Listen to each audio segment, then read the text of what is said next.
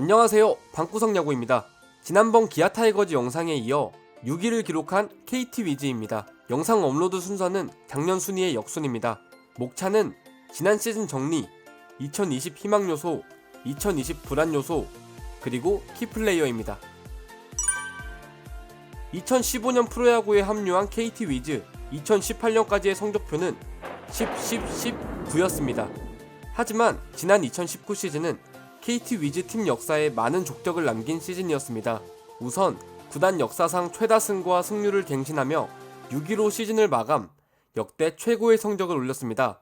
공인구의 변화로 인해 대부분의 팀들이 전년도에 비해 팀 타율이 평균 2푼가량 떨어졌지만 KT 위즈는 NC 다이노스와 함께 오히려 팀 타율이 오른 팀이었습니다. 타자들의 이러한 선전은 시즌이 끝난 뒤 진행된 골든글러브 시상식에서 여실히 드러났습니다. KT 위즈가 10개 구단 중 유일하게 골든글러브 전 부문에 후보를 배출하는 쾌거를 이뤘습니다. 비록 외야수 부문 1개를 수상하는 데 그치긴 했으나 이는 KT 위즈 팀 역사에 큰 의미를 가지고 있습니다. 용병 타자 로하스가 리그 외야수 전체 2위의 WAR인 5.49를 기록하며 수상한 이 골든글러브는 KT 위즈의 창단 이후 첫 골든글러브 수상이기도 하기 때문입니다. 프로 2년차를 맞이한 강백호가 소포모어 징크스를 가볍게 무시하며 오히려 업그레이드된 모습을 보여주었습니다. 투수진도 뛰어난 활약을 펼쳤습니다. 특히 선발진은 용병 듀오 쿠에바스와 알칸타라가 동반 두 자릿수 승수를 올리며 구단 역사상 첫 10승 듀오를 완성했습니다. 여기에 그치지 않고 배재성이 자신의 시즌 마지막 경기에서 완봉승으로 승리를 거두며 10승을 달성, KT 위즈 사상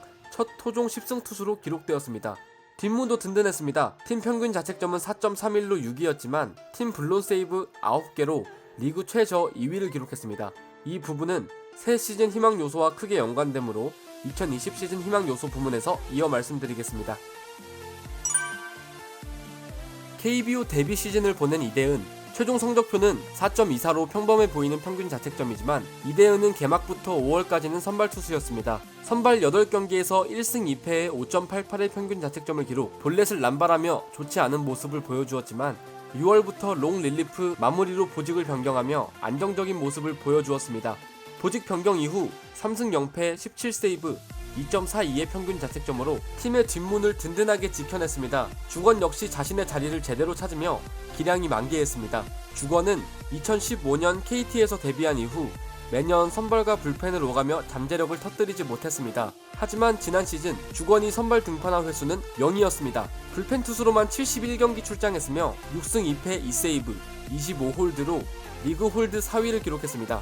6월 중순까지는 4.5점대의 평균 자책점으로 살짝 불안정하다고 볼 수도 있었지만 7월부터 절정의 제구력을 뽐내며 이후 34.2이닝 동안 단 4개의 볼넷만을 허용하며 평균 자책점 또한 2.99로 시즌을 마감했습니다. 이 두 명이 자신의 자리를 확실히 잡으면서 KT의 투수진은 전체적으로 좋은 흐름을 이어갈 수 있게 되었고 강해진 불펜은 곧 3명의 10승 투수를 만드는데 큰 기여를 했다고 볼 수 있습니다. KT 위즈는 시즌이 끝난 뒤 스토브리그에서 2차 드래프트로 김대효를 LG 트윈스로 보낸 것 말고는 전략에 이탈이 없는 상황이기 때문에 다음 시즌 역시 강해진 토종 투수진을 그대로 이어갈 수 있게 되었습니다. 그리고 타선에서의 희망 요소는 한 문장으로 정리할 수 있겠습니다.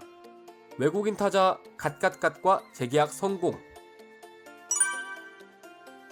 지난 시즌 172.1이닝 11승 11패의 평균 자책점 4.02를 기록하며 선발진의 한 축을 담당했던 외국인 투수 알칸타라. 무난한 성적이었지만 KT의 선택은 재계약 불가였습니다. 지난 시즌 막바지 이강철 감독은 알칸타라에 대해 결정구가 없다, 이대로라면 내년에는 더 힘들 것이라는 이야기를 했고 이것은 재계약 실패의 큰 이유가 됐습니다. 시즌 중반을 지나며 볼의 힘이 크게 줄어들며 평균 자책점이 크게 올랐고 이닝 소화 능력 또한 부쩍 줄어드는 모습을 보여주었습니다. 하지만 결정구를 제외하고는 9이닝당 1.41개의 볼넷만을 허용하는 탁월한 제구력을 가진 선수였던 반면 알칸타라의 대체 외국인 투수로 영입된 데스파이네는 제구가 불안정한 유의 선수라는 평가입니다. 9이닝당 볼넷 개수가 메이저리그 통산 3.22, 마이너리그 통산 3.09 정도의 수치를 보이고 있으며 자료를 보면 페스트볼 계열의 공은 스트라이크 존 가운데로 쉽게 몰리는 것을 알 수 있습니다. 반대로 변화구 계열은 가운데로 몰리진 않았으나 흩날리는 모습이 보이며 제구가 썩 좋지는 않아 보입니다.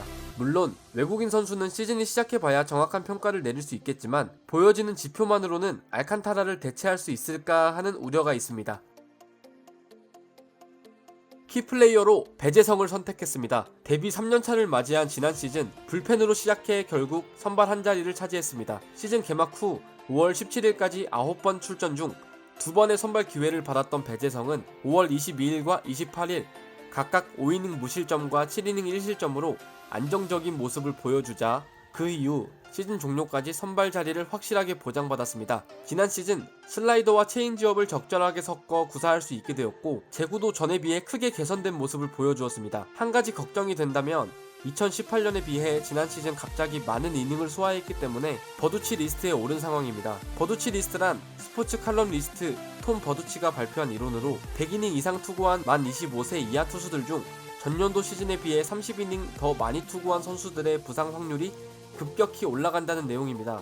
실제로 2005년부터 2010년까지 메이저리거 중 버두치 리스트로 이름이 올라간 55명 중 84%인 46명이 그 다음 해 부상이나 부진을 겪은 것으로 조사되었습니다. 당연하지만 일찌감치 이강철 감독은 배재성을 새 시즌 선발 투수로 낙점한 상황입니다. 장차 대한민국을 이끌어갈 선발 투수의 후보 중 한 명인 만큼 본인 스스로 또 구단 측에서 적절한 관리를 해주어야 팀으로서도 큰 시너지를 얻을 것이라 생각합니다.